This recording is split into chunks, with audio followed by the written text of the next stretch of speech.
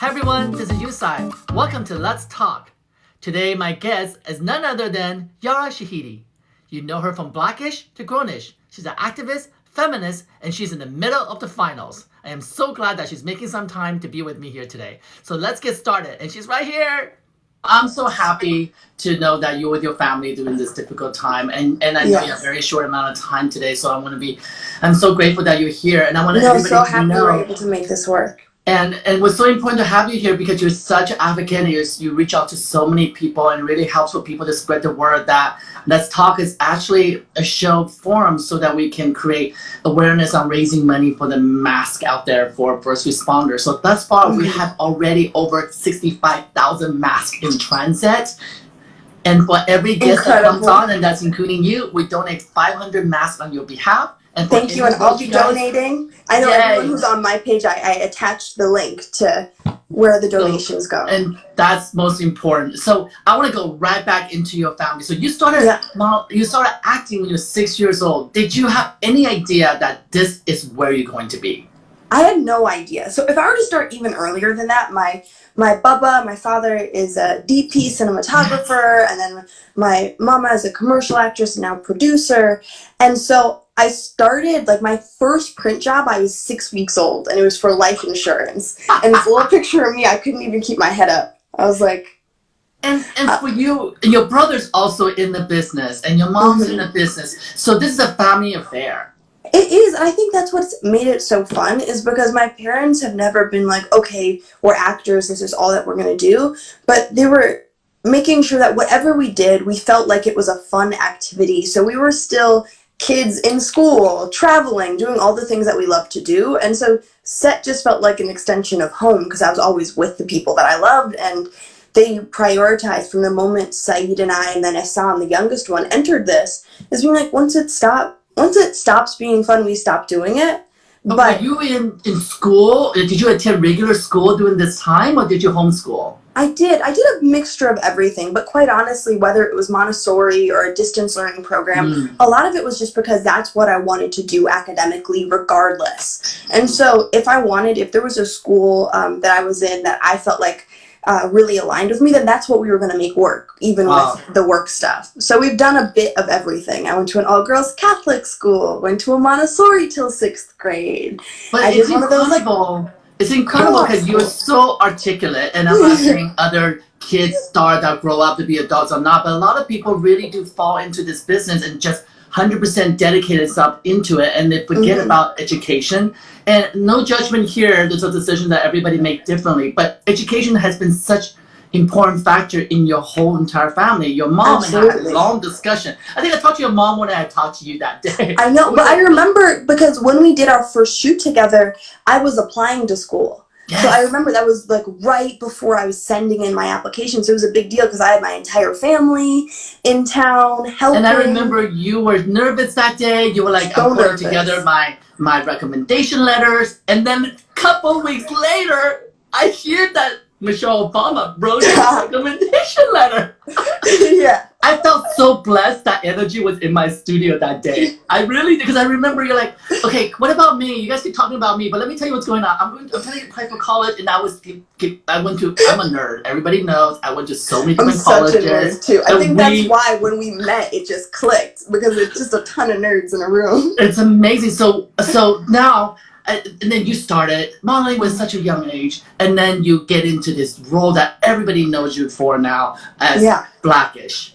I want to talk about that because as a mixed race and as somebody who is holding the title of advocate and feminist, what was it like to get on that set and knowing that this is going to be something that will define you and help you define others? Right. I mean, it's interesting because when we walked into Blackish, when I first signed on, it was the untitled Anthony Anderson Kenya Barris project. It had no name. And all I knew was that I was working with this cool group of people and that we really resonated with the first couple scripts, but we really didn't know what the direction the show was going to be at that point. I was 13, a sophomore in high school, and it was one of my first major commitments. You know, up to that point I had done movies, I had done guest stars, but nothing that would really require, like, this is what I'm going to be doing for 5 months of my year, week to week. And I think it took until the show came out to really see what the impact was going to be. And what I've loved about the perspective of Blackish is that in no way are we claiming to be the Black experience, but it was really beautiful to have a conversation about what one of the experiences look like. And even with my character, to have a creator of the show that took it really seriously, how we were going to grow my character so that she surpassed just kind of what we expect of female teenage characters on television. And it was fascinating because during that time, another show called Fresh Off the Boat started to happen. And I remember when Fresh Off the Boat happened, I was one of those people who goes, is there going to be an audience? Is American ready to actually address? You could have called Asian-ish or Taiwan-ish because they're from Taiwan and I'm from Taiwan. So I really related to that show. And I work with Constantine Sen. So I really do love the notion of that. But I remember back then, the sensitivity in wording, the sensitivity of just having that title, Blackish, it was either going to define you or push everybody away. And I couldn't be more glad and proud to know that our society has evolved and understand that it's a positive thing, right? Yeah, absolutely. I mean, I was nervous, quite honestly. I remember when, before our first season came out, they put billboards everywhere. So we had already been hearing every which way. People didn't know what the name meant. Like, was ish supposed to be a clean version of a swear word? Like, what was happening?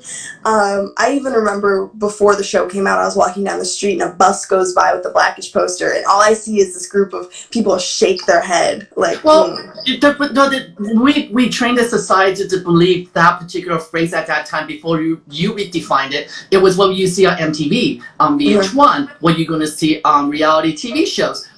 Being Blackish, it is a stereotype what we as non-Black people go into and learn about what Black people do, kind of like what Fresh Off the Boat was doing to show the Asian side of what an Asian American is, right? Now, knowing that, I thought you had a lot of responsibility. The show itself now is redefining a context of a word, and that's amazing to me, and that's education, right, for our audience. And then once the show becomes so popular, the responsibility off the screen being Blackish, talk about that. I mean, what I love is that in many ways Blackish aligns with kind of how I was generally raised, in that to be on a show that's socially active, that within its first season we were talking about the intersections of the Black community. We are talking about police brutality. We have these really large episodes, as well as just episodes that were just kind of about a day in the life. But I think to be on a show that very much took a stance from its first episode that we were going to be politically and socially aware was really perfect, because it spoke to how I've been raised. Of these are the conversations that we're having in our house regardless, to the point where by episode 3, I thought they must have had like a microphone recording us in our house, because I was like, there's no way that we're talking about this, then it becomes a script. But the responsibility became serious because I think that's when I felt empowered, being a 14-year-old at that point. Like, I don't know what other context they'd be asking a 14-year-old, what do you think about the political state of America, unless I was on this show that was talking about politics. And so it gave me the opportunity to keep to have that conversation that I've always wanted to have. Yeah. But to be honest, what 14-year-olds are having those conversations, right? But the thing that for those you have an opportunity to meet her in person, you are that articulate. You are that person that able to express exactly how you feel and what you want other people to understand about you. And most of the time, those are only happening in scripts, right? People goes, oh my gosh, what a well-written script. This is how people should speak. It's like watching West Wing and you're like, do people really talk like that? But you really do. You have that span of education. And at age of 14, at that moment, did you realize that, okay, now I'm not just Black, I'm Blackish, and I'm a mixed race woman, and I have a voice. And at this time, did you know what feminism means? Did you know what activism means? I knew what feminism and I think humanitarianism meant through my family, because I come from a family of educators, a family of people that have always been involved in their communities. So even going back to my grandparents, it was always a very big conversation in our house. But I mean, thinking about, I think Blackish gave me a title for myself, being somebody that's Black and Iranian, and very proud of both sides of my family. It was kind of interesting to try and have that dialogue of what does it mean to be responsible in terms of my portrayal of my communities, and what does it mean to then be in charge, not necessarily in charge of, but to be at the forefront of this conversation that the show has started. And so I think the first thing I did was just leave myself open to being educated, because at 14, the one thing I knew for sure is that I did not know everything. And so the show started some great conversations that I think helped me define my political opinion.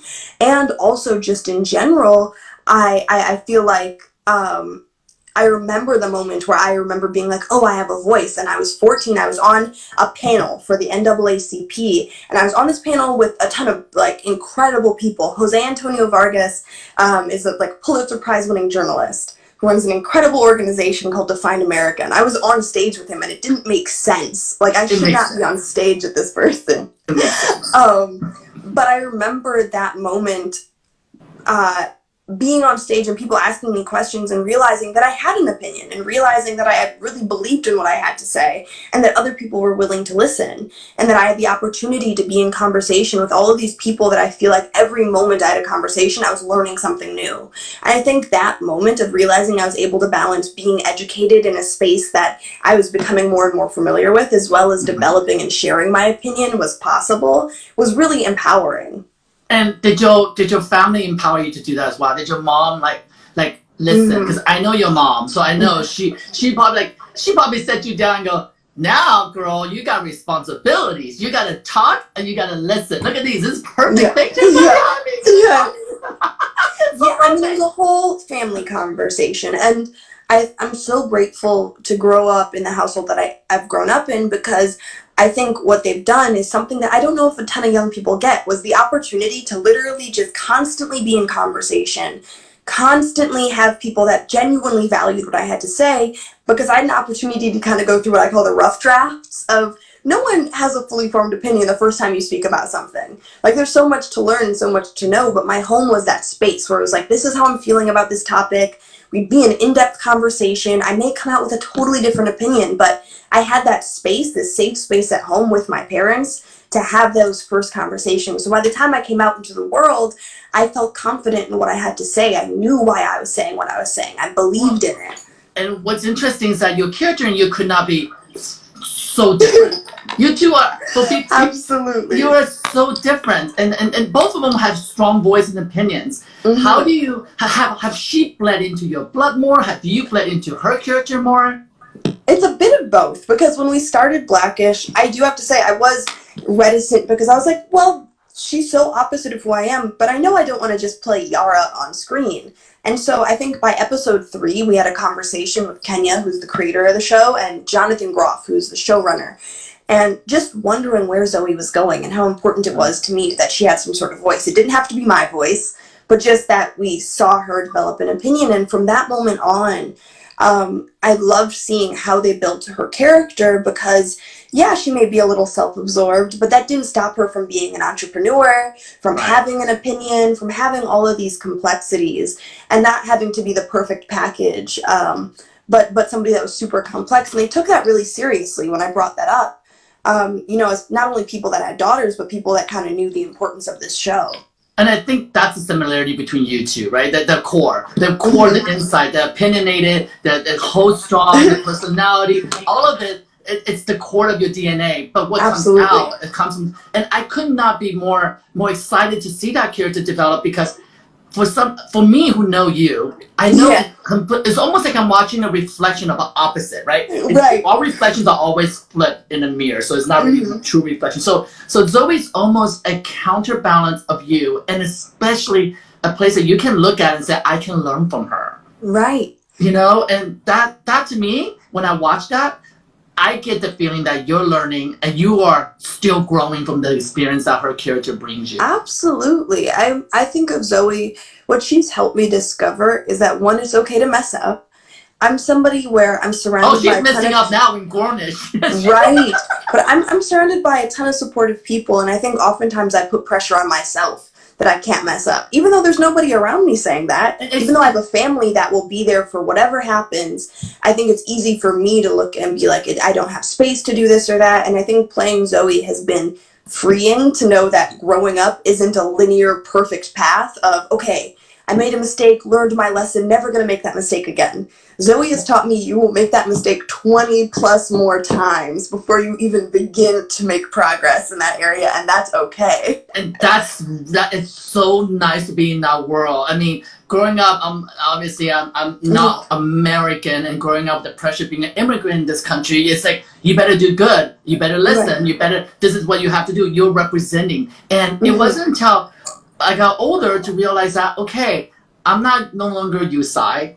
I'm Yu Tsai, who's Asian American, and I speak the language, I speak Mandarin, and it's important that I represent who I am. And the main reason, I know we had this conversation, you asked me what I was doing, I said, well, I go back to Asia for a few months out of the year to film in Asia. I'm doing shows in native language. And for me, it's so, so important because a lot of people don't do that. Once they leave Asia, they come to the United States, they become quote unquote successful. They stay here. And people like scratching their head going, why did you go back to do a show that you're already doing the main version of Top Model in US and you would go to Asia? And for me, it wasn't about the pay. It wasn't about anything else and say, well, I'm Asian-ish. I learned from you. And I said, I'm Asian. Of course, this is where I belong. This is where I should express what I've learned in a Western culture. And the first couple of years, a lot of pressure. I felt pressure how I represent myself, and those of you guys know me. I represented myself in a Western world very differently how I represented myself, and I learned a lot of mistakes. God knows I made a lot of mistakes in the first few years of reality TV, but I had to learn that, and I have to say, there are days I wake up and go, wow, I'm not allowed to make mistakes. Don't you feel that? Like some days you're like, I can't make mistakes. Oh, I can't post this picture. Even especially through this pandemic, and honest truth, I broke down and cried about 3 times. Just while we're done with the live talk, and it's so inspiring talk with someone, I turn the phone off and I just go into full tears because it just is overwhelming to trying to do the right thing, especially at this time. Do you feel that? Absolutely. I mean, I remember when you would first share that you're making content in your native language and how important that is, because I think you continue to open doors and it becomes progressively easier and the path becomes clearer for people that follow behind you to be able to have that option. And we think about even the world that we live in now compared to when we first met, where native language content was so something that like people could barely imagine, whereas now we're watching shows with subtitles and we're winning Oscars, in a world where they can be nominated. Yes, and winning Oscars. But that's not something that was usual even a couple of years ago. Which crazy, speaks to the importance of, I think, even your commitment to being like, this isn't usual. Yeah, this isn't something that people may get right away, but this is why I think it's important. But speaking to your idea of the pressure, absolutely. I think, again, I'm grateful to be surrounded by supportive people, but I always think about the fact that I'm a young Black Iranian girl, and I know I can't speak for the entire Black experience by any means, or the entire Iranian experience. I can speak to my experience, but I think oftentimes the question that I have with everything I do is, how is this being of service? Yeah. And sometimes it's really clear and it's a beautiful moment where I'm like, I understand exactly what I'm doing. And sometimes it gets convoluted and complicated. And I think for me, remaining purpose-driven has been so important, because otherwise all of this becomes so trivial. I think about award shows, and I don't know how many award shows. I think somebody professionally plans award shows to happen during times of crisis. Like, I think somebody has like the master calendar, because I remember feeling quite honestly foolish to be at award shows dressed up nicely when I knew there was a riot in Charlottesville, to know that there was something happening in the world that was so serious. And that's what has consistently made me double down on, okay, well, this is the world I live in. How can I make the most of it to make impact in the places that I feel like there needs to be impact? How can I use the platform that I have? But you make cautious decisions. I know I read an interview about you for Glamour magazine that you walk off a panel because you felt that panel did not represent the panel discussion that you should be part of. And that gives me the chill when I read that, because we're very complacent what the industry provides us, right? We set up a photo shoot, to do the interviews, and you just do almost becomes a job. And okay, there are people on the panel, I'm hired to do this, and you sit there. And for you to be able to say, this is my ground, I stand, and either you join me or I'll leave. You didn't throw a fit, you didn't scream at anyone, you just kind of like, this is who I am. If you want me to be part of it, this is what I see. Yeah. I think all the people out there are so inspired by you because you have that ability and strength. And that, again, I think attribute to your upbringing, from your family, your listen, apple don't fall too far from the tree. And your mom, I cannot sing more praises about her. I love her so much. And I always told her we love her so much. I feel like I'm a direct split of both of my parents. Absolutely. But that's when people say, well, Yara is a feminist, she's an activist, and these titles are so, we have to have titles, but it's so weird to me that because you have a thought, that thought makes you a feminist. And yet, if you ask somebody to define feminism, they define it differently for everyone. Right. It's interesting that you bring this up. I literally talk about this all the time because I understand the importance of having these titles, especially when we are consistently a part of communities of underrepresented people. The importance of being like, this is who we are, this is what we stand for. But at the same time, I think what we've gotten to discover is that, one, each human is so complex that I feel like every time we define and then redefine these words and realize that somebody else is being excluded. And so I think one thing that I've struggled with for a long time is, what does it look to undefine these words, to come to them as you mean? Or I was reading this one book, and what I loved is, I think it was Bell Hooks, and she had said, I practice feminism, which was really interesting. I love that. Because so feminism becomes a philosophy rather than a particular action and doctrine. Yeah, and I think I'm so open to however people interpret it, but what I loved about that moment is feminism becoming an action, becoming something that you do and you perform, but that means that you can define, that you can choose how it relates to you.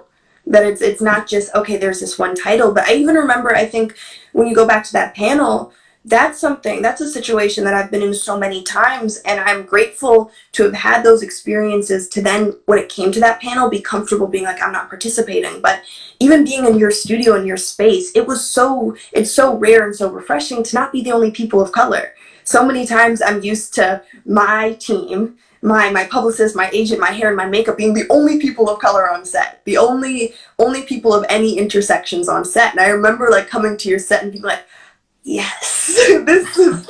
And I'm so happy I'm so happy you bring that up, because in our community, in the Asian community, I don't know if you know, but it's so competitive where we grew up. We're trained to be the best, and only one person can be the best. Therefore, a lot of Asian in the community don't support each other as much as they say Asian American group, whatever. But at the end of the day, they want to be the only one. And it took me a long time growing up to say, you know what? We have to embrace the people like us. And not because I'm celebrating because I'm Asian, but we're celebrating because we are the minority. And we are the minority in this business. Yes, there are a lot of Asian people in this country, guys. Don't give me the count of population, I know. But the fact to break into this industry, for Black people, for people of color, for people, I think I'm a people of color, by the way, that, it's still every single day, I'm still fighting that battle.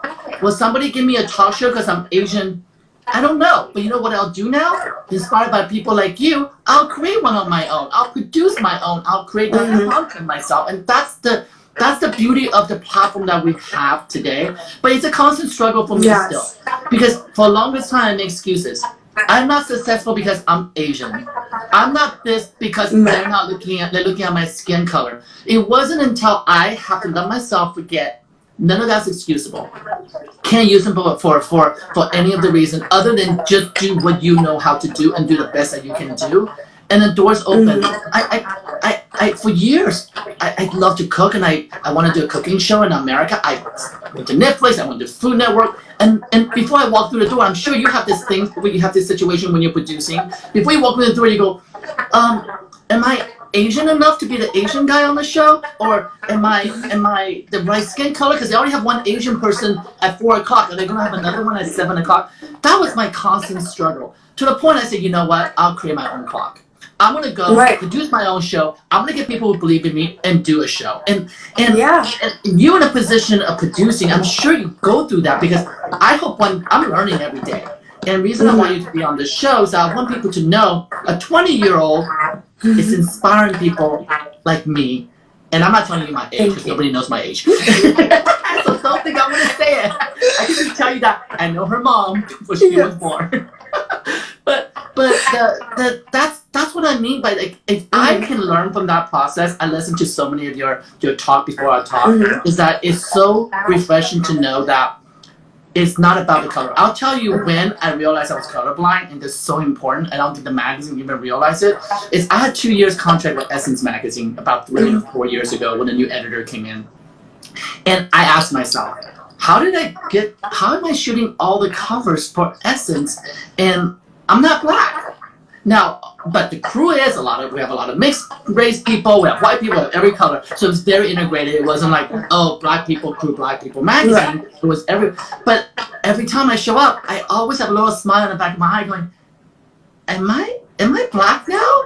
Am I indoctrinated into this? So I sat down with the editor and asked her one day, I said, did you hire me because I'm Asian? Because I'm closer to black people than a white person?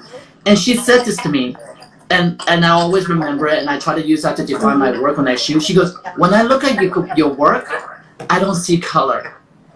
I don't see you shoot black people the way people think black people should be photographed, or the way white people should be photographed, or plus size women should be photographed. You just photograph and capture them. I remember, I have chills, because I remember that shoot was so specific as it was happening on the shoot with Alicia Keys. And it was like, oh, okay. Now I understand. That's a magazine that's Essence. It's a color cover. Always color people are colorblind. How powerful is that, right? And I think what I love too, and what I've always been thinking about, is that there's another step of being color celebratory, and culture celebratory. And I think what you represent, and I think even Essence and my working with them, they've always been so culturally celebratory. Yes. Because I think so many times as people of color, of any identity, the expectation is in order for us to get along, you have to put your identity aside, versus you see me with my identity, my culture, who I am as an individual, and you're able to capture all of it. And it's not informed by these other things. And so I love the idea of like, how do we create a conversation where we're consistently culturally celebratory? I love that so much. Consistently, I always think about so many people, not so many people, but oftentimes we'll hear rhetoric of like, they connected in spite of their differences, versus, oh no, we connected because of them. Because we know what it's like to live such a specific experience and know how to honor your specific experience. It's like that's so valuable information. It's like when people say that people will go through all the hardship and make them stronger, and I always pick on the other side. I said, that's not true. That person was super strong already in order to go through that experience, and that's a very Asian way thinking, is we flip on the other side a lot in a philosophical way. And yes, we all have trial and tribulations growing up. We all have influences that we're trying to gather all the positive things. But truly, your core, your DNA doesn't change. If you weren't strong in the first place, you couldn't be who you are. And for me, more I talk to you, more the black part of Blackish disappears. And that's why I think the beauty of this world is that when you can stop thinking about the title before ish and just be ish everything. And that's what you mean by culturally celebrate so many different things, and I can talk to you forever, and I know I gotta let you go soon because you gotta go back to school. But I do want to ask finals. It's finals week, guys. But I do want to ask you this, because Blackish is such a heavy DNA now as a new brand. And Grownish become the spinoff as well, and I saw guys renewing, so you're doing another season. Do you worry that you'll be typecast in this role, that you won't be able to branch out and spread your wings more? Yes and no. I mean, I quite honestly don't think about it, because one, I believe in what Blackish is doing, and I believe in what Grownish is doing. And I think as somebody where I've always known I'm very proudly black, very proudly Iranian, and I've never quite viewed myself as half of either. Because it convolutes myself. I feel like I think half oftentimes makes me feel like, oh, you're not fully this. Versus I've always tried to find ways in which I can feel fully black and feel fully Iranian and feel like they come together in different ways every single day. And so I feel like because I love what Blackish stands for, and also particularly Grownish, being in that journey where I get to walk into the writer's room and have a conversation with them. And you can be bad. Where this you show can be is a going. badass on the show. You can be a But bad also girl then being a and break producer, I think I got into this world because not even because I watch TV, but because I love books, because I love James Baldwin, because I love the folklore that I used to read. And so being in a production role, I think it's been so impactful for me to finally be able to really craft from the beginning the stories that I love to tell. And they're not confined by who I get to play, because I'm not even thinking about that. I'm not thinking about making shows for me to be in. I'm thinking about, oh my goodness, I have this opportunity to either collaborate with a new writer to tell a story that I didn't even realize hasn't been told yet, or to collaborate with a new actress, to collaborate with a new producer. And so I think that has been so beautiful, because I'm like, regardless of what I play on TV or in movies, I have this new opportunity to tell all sorts of stories, regardless of who I am, because I get to, if it's not my experience, then I get to go collaborate with somebody. Well, you're producing. I'm sure there's more stuff coming up. So what's next? What's next on your list before I let you go and back to school?